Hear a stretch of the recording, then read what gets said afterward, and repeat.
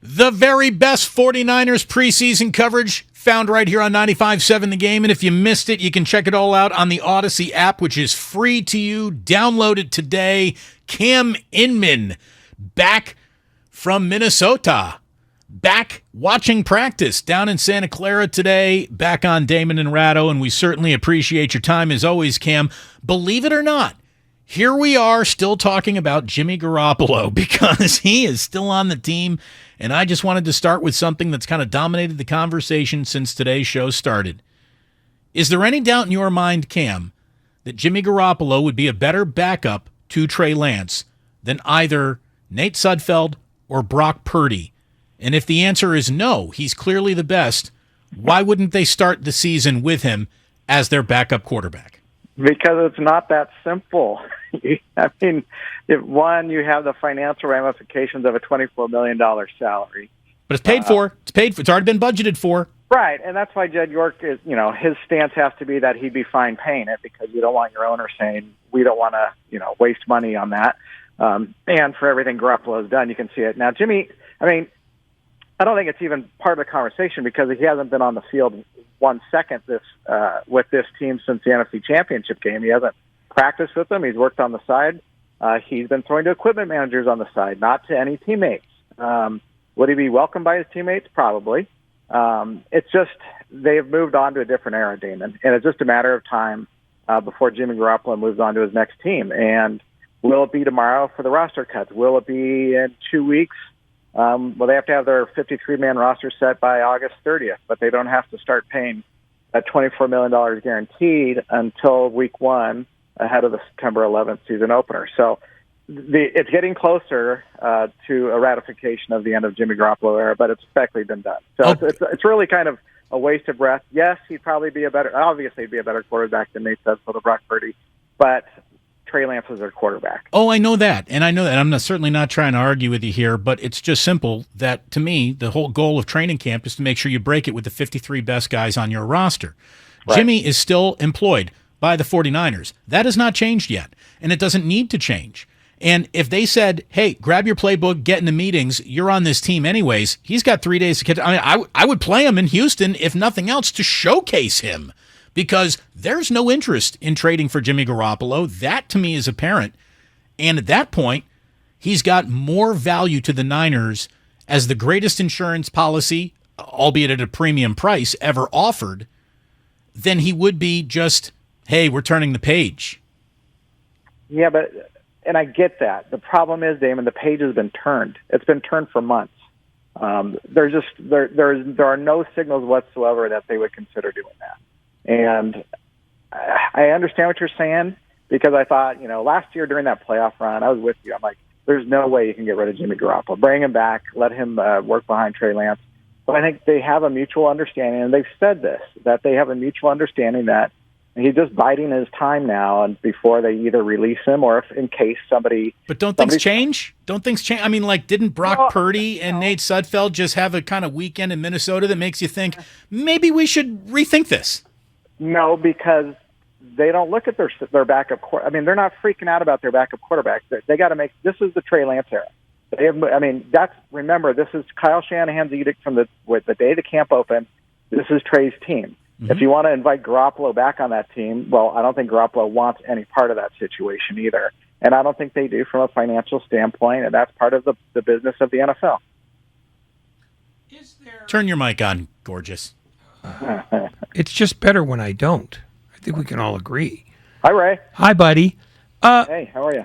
Is there a scenario where Kyle Shanahan could just say, you know what, he's a sunk cost anyway. Mm-hmm. We don't have to keep Sudfeld and Purdy. If we drafted Purdy and we like him, he can be third. It just seems like the one thing that makes this not quite a slam dunk, just get rid of him because you need to get rid of him, mm-hmm. is that to have an inexperienced quarterback backed up by an even less experienced quarterback on a Super Bowl contender just kind of seems a little mad.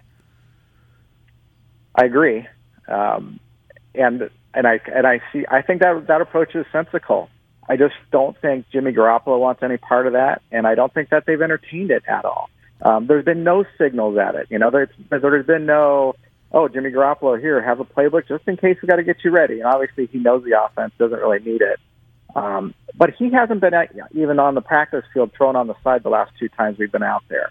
So I just don't sense it.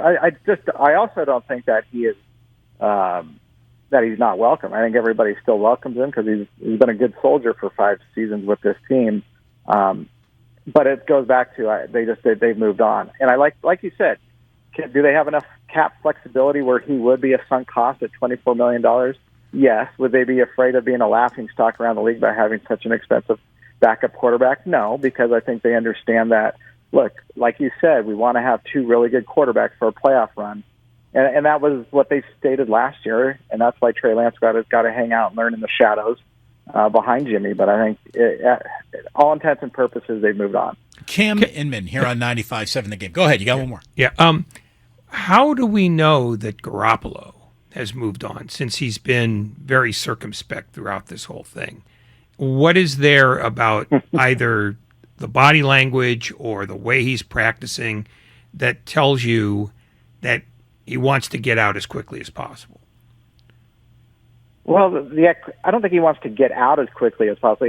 I guess he does. He just wants this resolved, and he knows that it's sooner or later it's going to happen. When I've talked to him off the record, off to the side, the impression I get is he's resigned to the fact that he's not going to be part of this team and that he's going to be going somewhere else, as professional athletes do, and move along. And I don't sense any discontent from him the way things have unfolded, that it's just been inevitable that at some point Trey Lance would take over, and everything throughout this offseason has indicated that. And the 49ers could have Mickey Mouse this around and just played it out going, look, Jimmy's off to the side rehabbing, so we're going forward with Trey as our QB1, and we'll address Jimmy's status later on.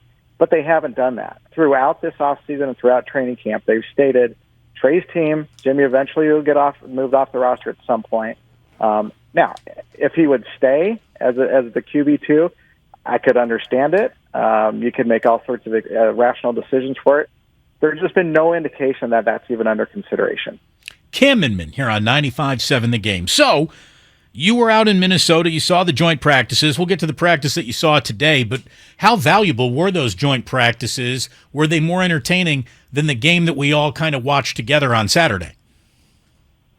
They weren't as exciting as I've seen joint practices between teams in the past, and that has nothing to do with like little meaningless scuffles or fights because they didn't get into any. Although the 49er defense was a lot more agitating than the Vikings defense was. The practices from the 49ers offensive perspective were boring.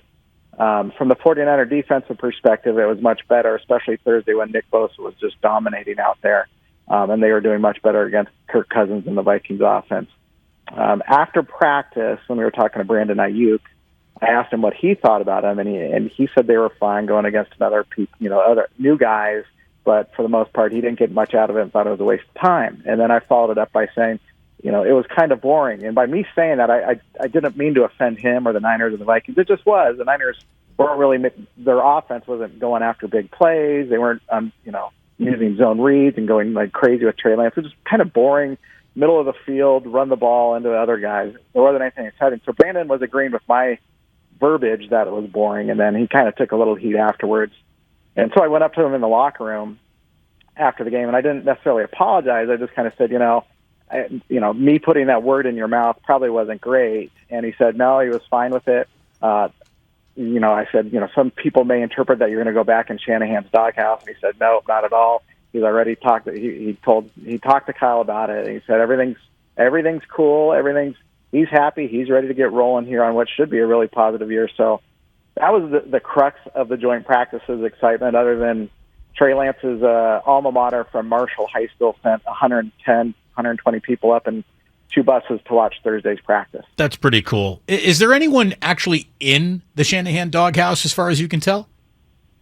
Other than you?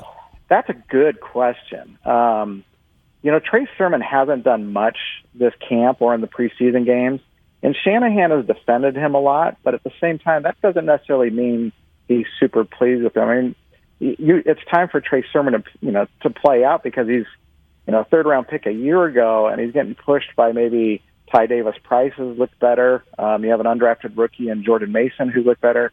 And Sermon hasn't been a disaster. He just hasn't done great. I don't think his roster spot's in as much jeopardy as some people do. But he's been unremarkable, that's for sure. He definitely has. But you know what? Guess what? The preseason itself is unremarkable. You don't scheme things up. So, but I don't know if he's in the doghouse. So, circling back, that's not to say he is. Ayuk was joking around earlier in training camp saying that Danny Gray is the new rookie receiver that can be in Shanahan's doghouse. But he doesn't. I mean, his main role right now is to learn an offensive scheme that's pretty complex, other than his job is go deep, young man, and hope Trey Lance can not overthrow you. So other than that, nothing really jumps out. I'd keep an eye on, Aaron Banks to see, everybody is penciled in as a starting left guard. And mainly because they don't have anybody pushing him.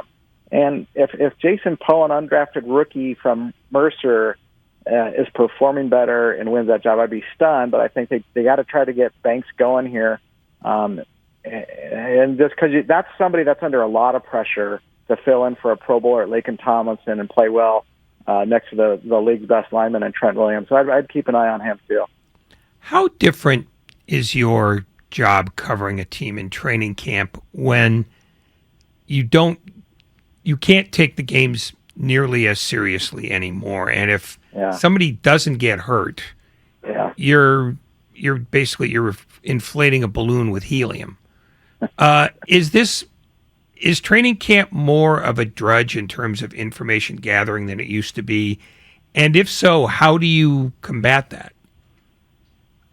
Well, I think we make way too much out of Trey Lance's completion percentages, because a lot of this is he's trying to figure out where to throw with the ball, or he's throwing to guys that are younger and are not necessarily going to be on the roster, or they're not scheming it. So we make too much sense out of that, or too much out of it. It's not sense.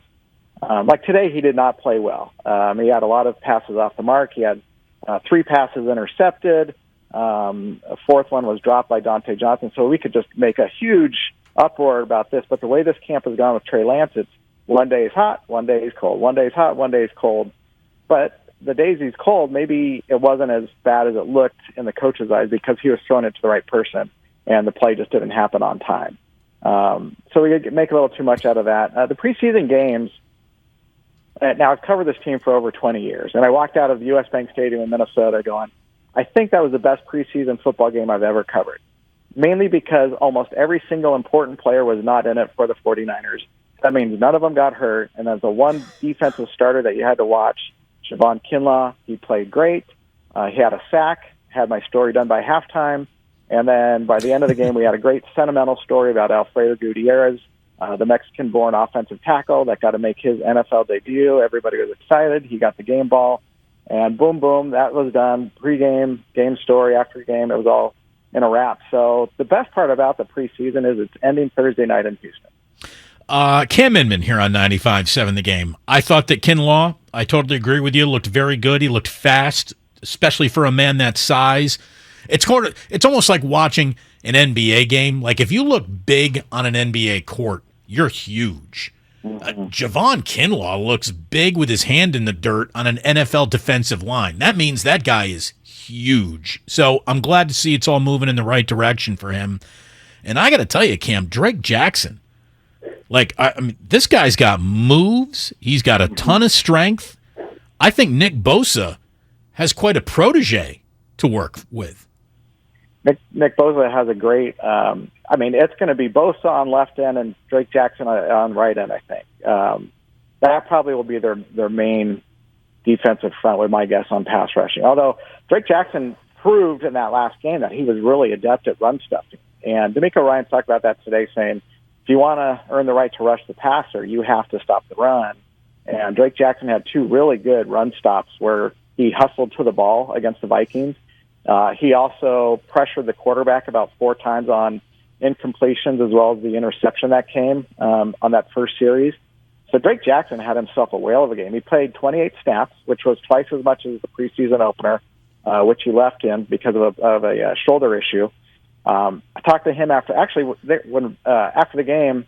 I was down on the field, and Kinlaw was walking off with Drake Jackson, and Kinlaw, rather than toot his own horn, yelled at me. He pointed to Drake Jackson and said, "Baller." And they both balled out. They both played really well.